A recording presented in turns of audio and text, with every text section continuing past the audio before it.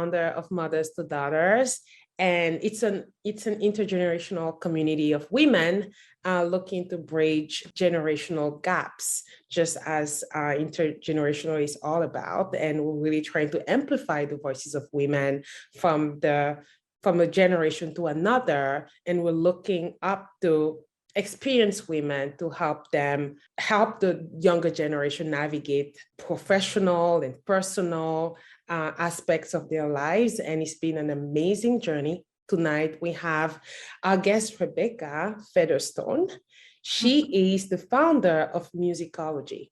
It's a disruptive platform. It's an app designed for music teachers to provide them with the tools to connect with their students and help them learn various instruments. She herself plays piano, and she's very versed in the music scene, and she's blessing us tonight. And let me welcome Rebecca.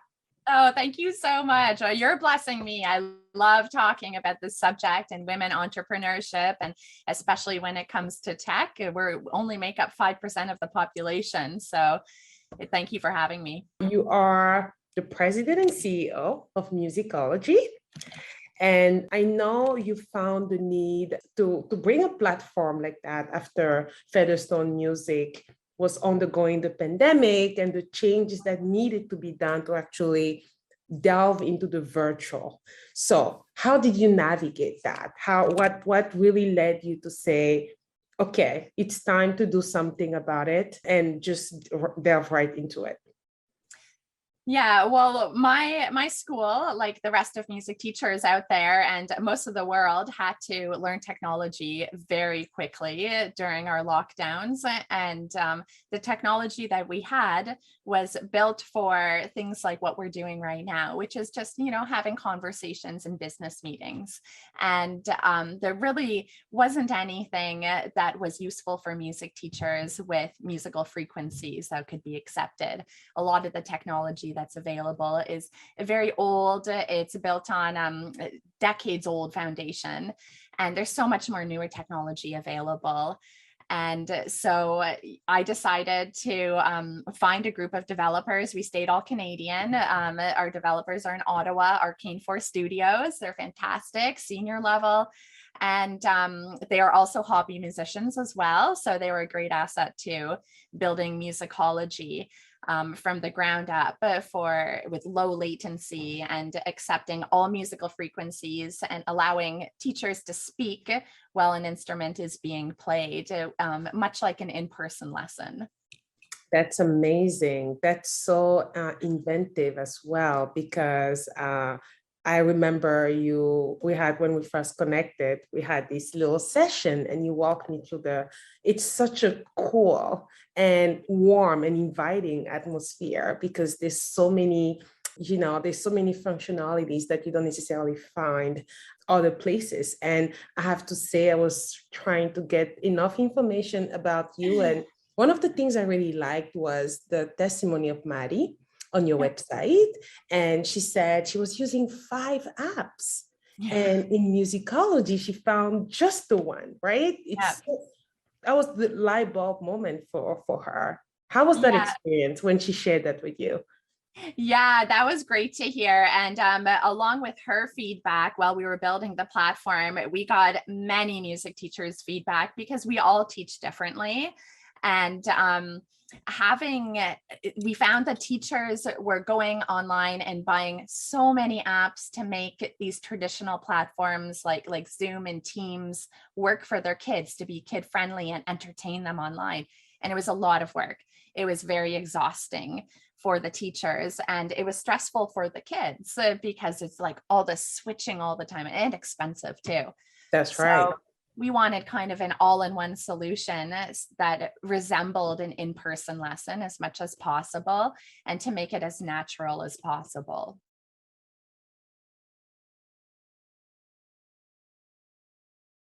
Yeah, And I can second that. I haven't necessarily, I mean, I did practice a bit on the keyboard, the whiteboard, the keyboard, and it's very intuitive. It's very intuitive. And, you know, as a female, that's quite a feat to be able to come up with such an innovative solution. How is it navigating this entrepreneurial journey, being a female in a male-dominated space?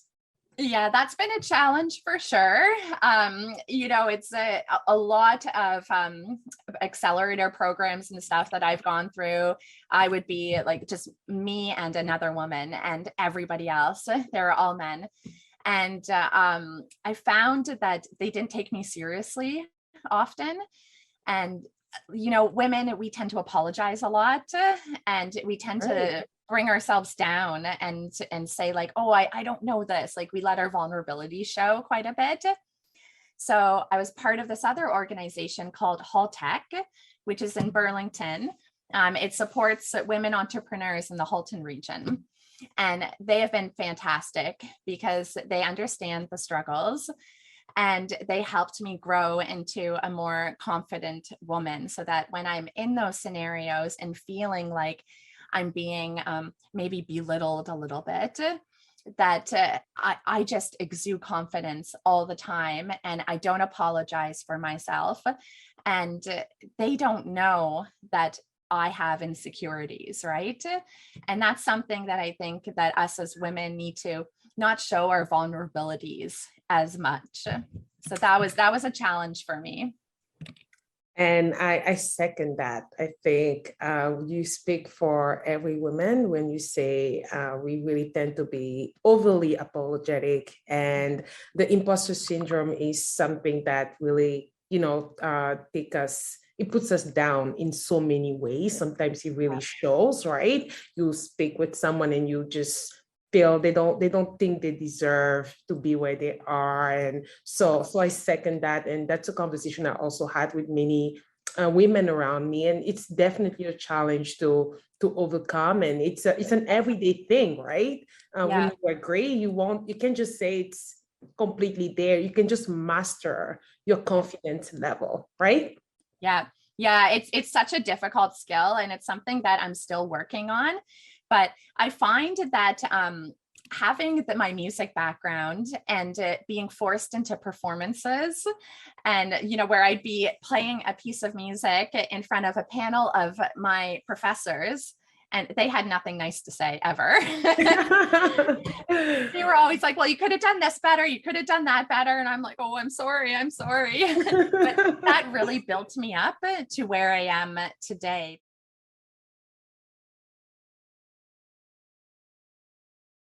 Even though it's a different world, like music and business, it's very similar, because when I'm doing pitches to potential investors or just practicing my pitch, it's very intimidating. You know, it's just like those shows like Dragon's Den or something like that. Yes. And they're, you know, they've got their suits on and their perfect hair, and and I'm just like sitting there thinking like, oh, they're judging every single word that I'm saying. But, you know, like having that confidence to just keep moving on and to learn from whatever feedback they give you, and to not let it get to you. Like that's such an important skill to have, especially for women, not to let that bring us down, but to propel us into the future.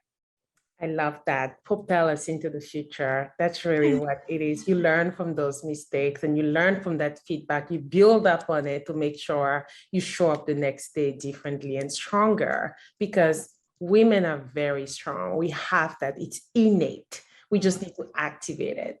Yeah, we're survivalists, that's for sure. If we can get through childbirth. We definitely are.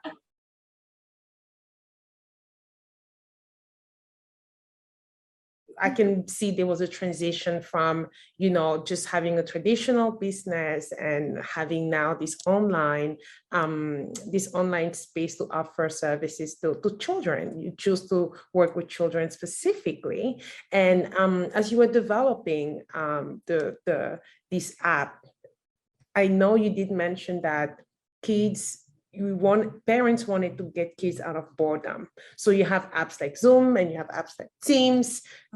They were obviously lacking something, and that's what pushed you. Do you want to tell us a bit, what was your thinking process into putting to life all these cool features you have on Musicology? Yeah, so as adults, when we're teaching, quite often we forget how kids think, and they think totally different than us. I have a 7-year-old and a 3-year-old. And so my 7-year-old was he was 6 at the time, and doing online school, grade 1, French immersion. And he was on Teams, and he was struggling. Like, he was just staring at this computer all day with no kid-friendly features. And the poor teacher on the other end is, dressing up in costumes and trying to entertain and like struggling with screen share.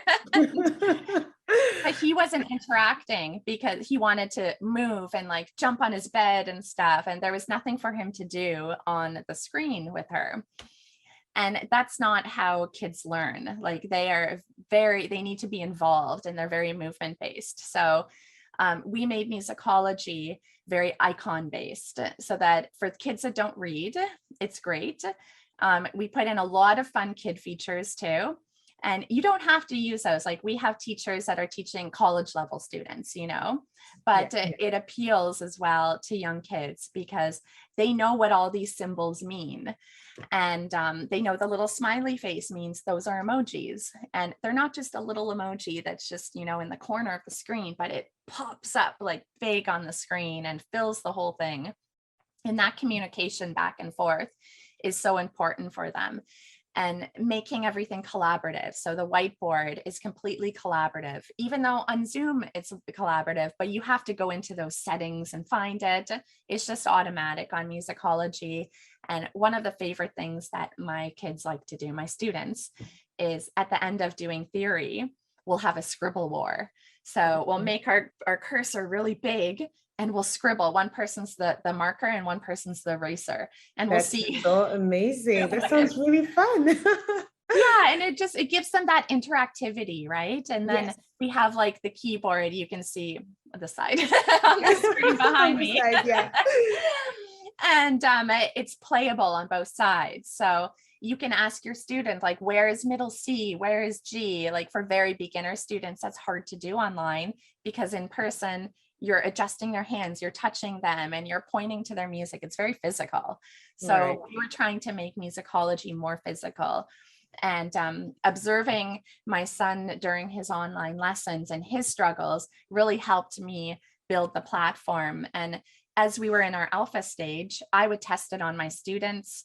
I even had my teachers testing it with their students and getting feedback on like what kind of things they liked and what kind of things that they didn't like, or things that they wish were there. And that helped us build it into a very child-friendly, interactive platform.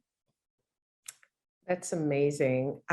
What I like specifically is how, as a mother, you observed the behavior of your son, and out of that came out this, how to better. So it's something, again, that's really attributed to women.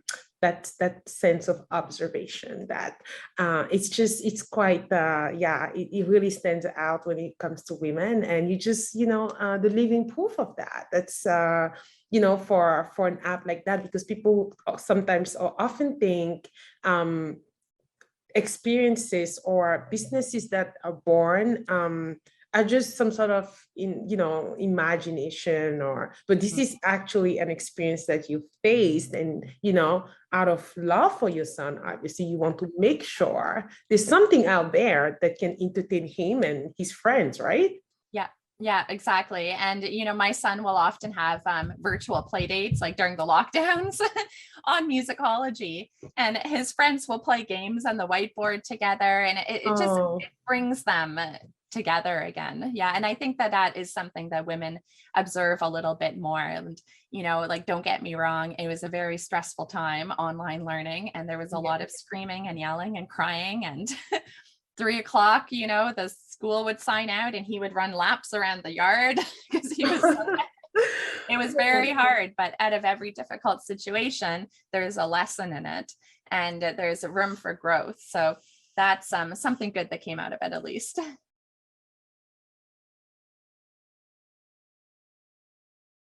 If you were to just streamline or compare the experience in person with the virtual, because so far we've talked about all the cool stuff. What's the other side? How does it feel when things on a bad day? What could possibly go wrong? Yeah, I mean, there are definitely kids that it's difficult to get their attention when you're virtual. And my son is definitely not the most focused kid in the world. And he has piano lessons from another teacher on musicology. And I sometimes I go behind, our screen, and I'm just listening, and I can see him like, he's spinning back and forth on his chair, and he's just not listening at all. And so those are some of the struggles. It's like getting the kid engaged, but throwing in something as simple as an emoji, like it just grabs their attention all of a Right sudden. away. Wow. Yeah. I don't have kids yet, but this is really good to know, right? That the attention, the attention span with kids is something that has to be. I mean, they like to be amused and entertained, so it's something to really pay attention to. Again, Yeah. beautiful, because you're really aligning your experience as a mother to what you're trying to provide to other kids. And I'm pretty sure that's what is also behind your success. I believe you've been doing incredibly well. You're really trying to raise awareness. And, by coming here today and having this chat with me is an occasion for me to spread the word about what you do and the services you offer. Do you want to tell us how someone could join or connect with you, for instance? Yeah, you can reach me at musicology.ca, and there's a contact tab there. And I do demos, and I'm very open to meeting new people. I love it. In fact, I'm a very social person. So yeah, you can reach me there. Instagram, musicology_app, we're there as well. And teachers can feel free to give musicology a try. There's a 30-day free trial. You get an email reminder when you're about to renew as well. And students and parents listening, tell your teachers about it. And Yeah. there is a future of online lessons for sure. And, it's not meant to replace in person either. There are a lot of teachers that they use online as a backup for illness or bad weather or travel. I'm going to Florida next week, and I'm bringing my Yes. laptop and my roll-up piano, and I'm teaching still. Like, it's just, I would have Wow. never thought of that before, right? Yeah, Just incredible. that's something, so just after, like, as I'm hearing you, I'm just seeing how much of a blessing in disguise the pandemic was for you. Things that were not even imaginable before. Now you can go on your vacation and still be able to be productive and do what you love. And that's really terrific. Yeah, I'm a little addicted to work. So Well, I find it hard I to take a believe we break. speak the same language. I was just talking to someone earlier saying, "Oh, it's so nice out. Did you have a chance to go out?" I said, I've been running from one thing to the other. So it's a bit hard to think about stepping out when you have so many meetings and you have to be on top of things. So yeah, I definitely second second that statement.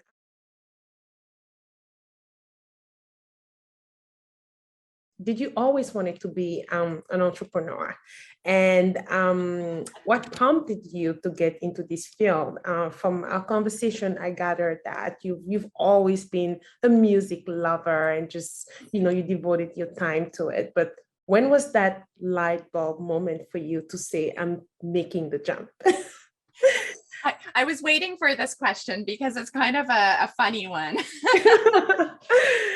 So I have never been a very good employee, and I've actually been fired from every single part-time job that I've had. I'm talking talking years and years ago. Yeah. But, you know, like restaurant jobs and stuff when I was in college, I never passed the probation period. They're always like, I don't think you're the right fit. And I just love doing things on my own. I'm very independent. And I guess that comes from my dad is an entrepreneur as well. He owns a travel agency, which his father opened up just after the war in World War II. Okay. And so I come from a family of like entrepreneurs, and, you know, watching that change and that innovation, like even now, my dad is still, he's still learning and transitioning. Like he had to close his office down during the pandemic and work online, and now he's working remotely. And it's just, you know, you're constantly changing and innovating and being creative. And I think that's what I like about being an entrepreneur, is the freedom to be creative with my future. Because when you're an employee, and that's fine for some people like that, right? That's fine. Absolutely. I mean, there's no harm. Yeah. But I'm really liking where you're going with this, because, you know, from being honest into recognizing very early in your career that there has to be a pattern here, right? You know, if I can pass the probation, well, you know, your universe is trying to communicate something here. The universe, yes. And that is so important, is to follow what, like, as spaced out as it sounds, to follow what the universe puts in front of you. And that's kind of what I've done with my life. I didn't really know what I wanted to go to school for. And my parents were like, you need to go to school, and you like playing piano, you're good at it, you're going to go for music. So I'm like, okay, fine. And my plan was actually to become a kindergarten teacher, because I thought, well, that's a good steady job, you know, like I can have a pension and summers off and everything. I can work with kids. It sounds fun. But I went to music school, and then I applied for teachers college, and I was teaching in music studios, and I found that I was really good at it. And I just related to the kids. I liked the freedom of sort of being like my own boss. And then I started gathering my own students and building my own music school till I was teaching 7 days a week. And I had like 50 students or something crazy like that. Wow.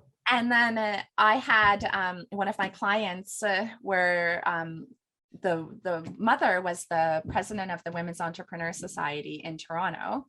I don't know if it's still around. This was many years ago. And her husband was also an entrepreneur. He's worked in robots and innovation and video conferencing like 25 years ago. Okay. And they kind of encouraged me to start hiring people for my music school. And they helped me set up my business and everything. They even helped me pick the name. Wow. And I hired my first teacher in 2008. And then I just hired more and more. And we're at like normally around between 12 and 15 teachers. And it just grew from there. And then I, you know, had the opportunity for musicology, and I thought, like, why the heck not? Yeah. You like changed careers in my 40s. And, you know, I really like the part about, you know, having the right people around you to push you to do these things, right? From your parents saying, you know, we think and we believe you'll be good at this. Just go to music school for you to get there, and to have these people that you just meet and say, wow, like, you know, we see talent and we think you can utilize this. This is amazing. You surrounded yourself with the right people. But that's following the path of what the universe puts in front of you, and like seeing that light and following it. So inspiring. Thank you for sharing this with us. Yeah, I'm very lit up just by hearing you share this story.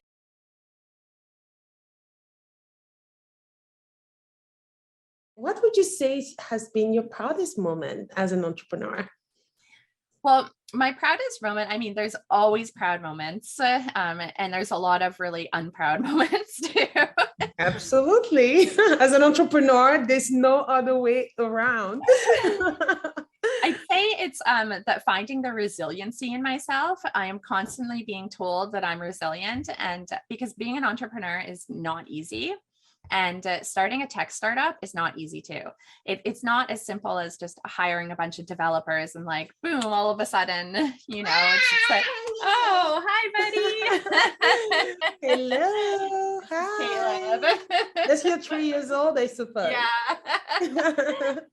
I had, it's not as easy as just hiring someone and all of a sudden it's done. Like it's so much hard work, and there are so many ups and downs. And there's a lot of downs. Like in the fall, there was a lot of downs for me. And that was right when we first launched. And I thought, I don't know if I can continue going on. I don't know if I can do this. But I had so many great advisors around me that were like, this is normal. These are how startups work. You need to keep going or quit. Like those are your two choices. Yeah. And so I said, okay, I'm going to keep going. I don't like giving up on things. I'm a Capricorn. For goats. Yes, that's really something. Again, you following your guts and who you are, your character, who you are, right? Yeah. Deep inside. That's wonderful. Because what I also like about your story, as we progress with all these questions, is you really believe in yourself. You believe in what God puts in front of you. And that's a beautiful thing to do. Some people don't know how to do that or even follow those signs. So it really is a blessing. It's very easy to get sucked down the dark hole of despair when you're there. Yeah. And it's hard to keep going on, but just constantly repeating that this isn't going to last forever. It always works out in the end. Because it does. Like we live in a great country. We have so many opportunities. We have so many great connections to make, so many great people around us. And there's so many people that support startups, and especially women startups, that, it's really hard to not take that path of resiliency. But that would be my proudest moment for sure. And most recently, I hired my first employee. And she's a young woman. Congrats. Yeah, thank you. She's a young woman, a few decades younger than me. And I'm now inspiring her with teaching her about what startups are like and the industry. And, otherwise, like she would have been working her part-time job, like in retail or something, right? And now she's getting to meet all these inspirational people. And it's just really fun, that chain reaction of giving back and the generational kind of what you're doing here. Exactly. That's really what, it really echoes with me and what we stand for at Mothers to Daughters, because you become that mother to her. You'll be mothering her into understanding the industry and entrepreneurship and all of that. It's beautiful because, I'm pretty sure she will find this experience very rewarding.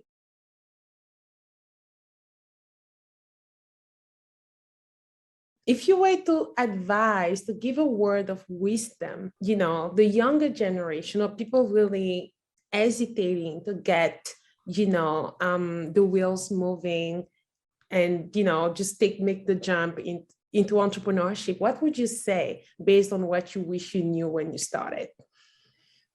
I would say, don't give up. Just keep doing it. If you have a passion and a dream about something, then to just keep going no matter what, and really dig deep into your soul, and find that grain of resiliency, because it's there in everybody. You gotta do it. It's very similar to having to take a walk every day. Like, it's healthy for us, we need to do it, but it's getting out of the house is the worst part. But taking that first little step and walking down the driveway and then going a little further and a little further, and it just builds you each time. That would be my piece of advice. Absolutely. I like that last one, because I believe I was telling you earlier, it's hard to step away, right? I always try to say, no, there's too much. This meeting is coming up. How am I going to come back? But I will take that advice very personally. Thank you so much. And I obviously like the don't give up, because it's really that you're not a quitter. That's really what I take away from this conversation. And I really believe myself that we really have to hold on to the do not quit, because that's generally what really puts down the morale and, makes you feel like a failure. And the only way to really do that is to really stick to what you sign up for. Yeah. Yeah. Just keep going, keep plugging away. You're doing a great job. Thank you for having me.